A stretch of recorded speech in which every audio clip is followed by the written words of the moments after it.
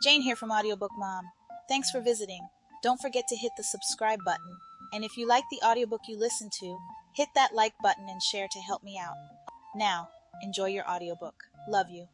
The Man Who Found God, chapter from the book, Letters from a Living Dead Man. There seems to be no way in which I can better teach you about this life, so strange to you, than by telling my experiences and conversations with men and women here. I said one night not long ago that I had met more saints than philosophers, and I want to tell you now about a man who seems to be a genuine saint. Yes, there are little saints and great saints as there are little and great sinners. One day I was walking on a mountaintop. I say walking, for it seemed about the same, though it takes but little energy to walk here. On the mountaintop I saw a man standing alone. He was looking out and far away, but I could not see what he was looking at. He was abstracted and communing with himself, or with some presence of which I was unaware. I waited for some time. At last, drawing a long breath, for we breathe here, he turned his eyes to me and said with a kind smile, "Can I do anything for you, brother?" I was embarrassed for a moment, feeling that I might have intruded upon some sweet communion. "If I am not too bold in asking," I said, "would you tell me what you were thinking as you stood there looking into space?"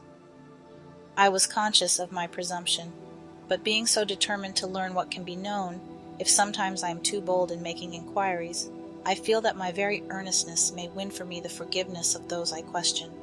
This man had a beautiful beardless face and young-looking eyes, but his garments were the ordinary garments of one who thinks little or nothing of his appearance. That very unconsciousness of the outer form may sometimes give it a peculiar majesty. He looked at me in silence for a moment, then he said, "I was trying to draw near to God." "And what is God?" I asked. "And where is God?"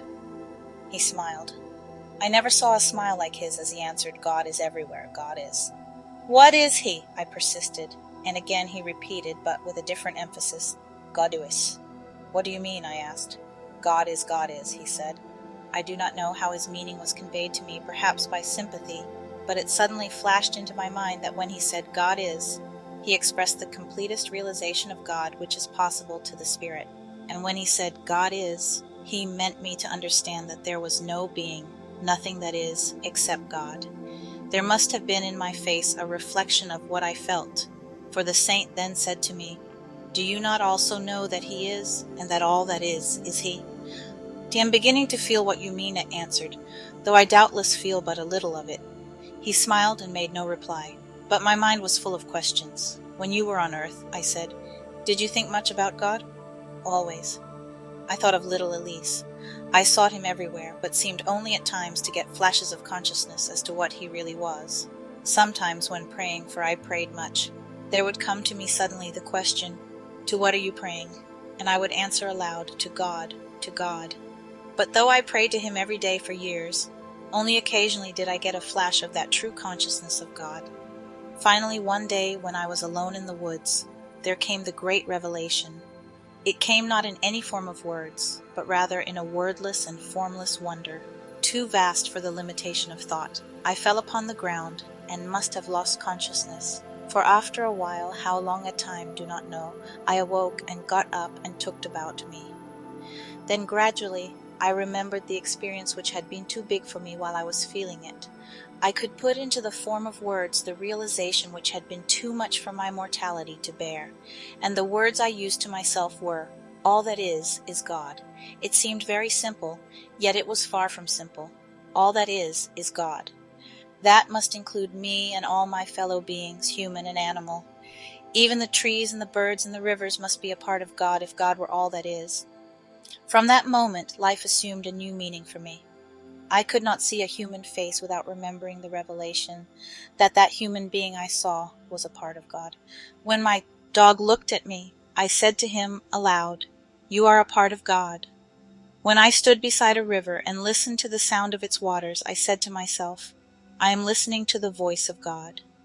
When a fellow being was angry with me, I asked myself, "In what way have I offended God?" When one spoke lovingly to me, I said, "God is loving me now." And the realization nearly took my breath away. Life became unbelievably beautiful. Therefore I had been so absorbed in God, in trying to find God, that I had not given much thought to my fellow beings, and had even neglected those nearest me. But from that day I began to mingle with my human brethren.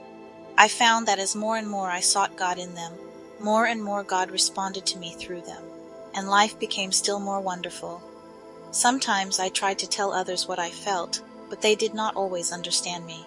It was thus I began to realize that God had purposely, for some reason of his own, covered himself with veils. Was it that he might have the pleasure of tearing them away? If so, I would help him all I could. So I tried to make other men grasp the knowledge of God which I myself had attained. For years I taught men.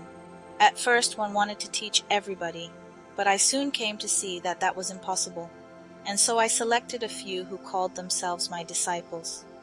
They did not always tell the world that they were my disciples, because I asked them not to do so. But I urged each of them to give to someone as much as possible of the knowledge that I had given to him.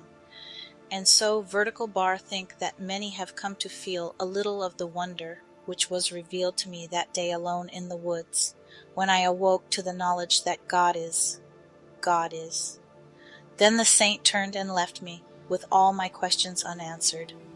I wanted to ask him when and how he had left the earth, and what work he was doing out here, but he was gone. Perhaps I shall see him again some day, but whether I do or not, he has given me something which I in turn give to you, as he himself desired to give it to the world. That is all for now. Hope you enjoyed this reading.